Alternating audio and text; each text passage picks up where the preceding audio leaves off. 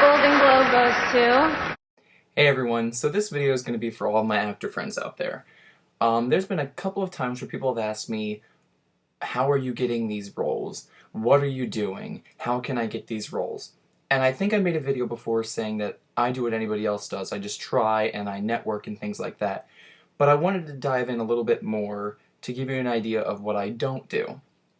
There are some actors that will take anything they can get, anything that pays, or anything to build their experience. Now, if you want to be that kind of actor, that's fine, more power to you, and it might pay off really, really well. But I'm the type of actor that I don't just take anything. I like to look into whatever I'm going to be auditioning for, I like to see what the company is, and I always ask to see samples of their work if I've never heard of them. So, perfect example. I went to an audition for an independent horror movie, and I didn't see any of their sample of work, and I went there and it was pretty much a porno, and then they cast me as the lead and I turned them down. Now, I turned them down because if anybody thought that I was going to be believable as a thug-like, straight, masculine man having sex with a woman for an indie film is off their rocker. Another example, there was a person that was casting for a TV sitcom pilot, a pre-pilot, and I submit for it and they asked me to come in and audition, so I asked to see some samples of work. Never heard of this company. And I look up the website that they gave me, and luckily I found out that a lot of the work seemed to have pretty poor audio, bad lighting, not very good camera filming. The acting was okay, and one was actually pretty funny, but it looked like they were in front of a green screen. That's not what I want. So as an actor, you really have to be careful with what you say yes to and what you say no to. You might say no to something that could turn out to be huge, but chances are if something doesn't look up to par and it's not as amazing as they're making it out to be, it's not going to be. And if it's not paid, really be careful with what you're giving your time to.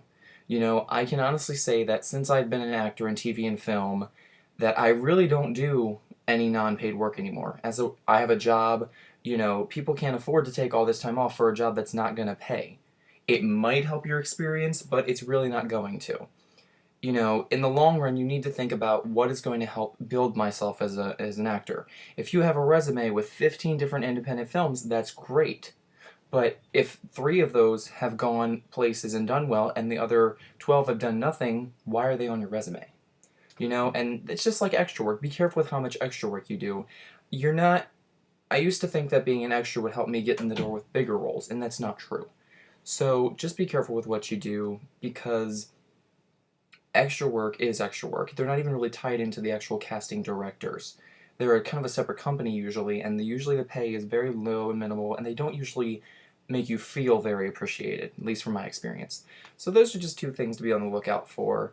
Be mindful of what you're saying yes to auditioning for, look into it. Don't be afraid to ask them to see samples of work in a polite way. And please, do not feel afraid to turn them down. Be nice about it, you know, I told them today, I really can't afford to take much time off of work, but good luck with the project. I really wanted to say I don't think your company is up to standards with what I want as an actor, but that can really bite you in the butt if you do pass on an opportunity that is good, and word travels fast, so as an actor be very mindful and be conscious, and make smart decisions, not just desperate ones.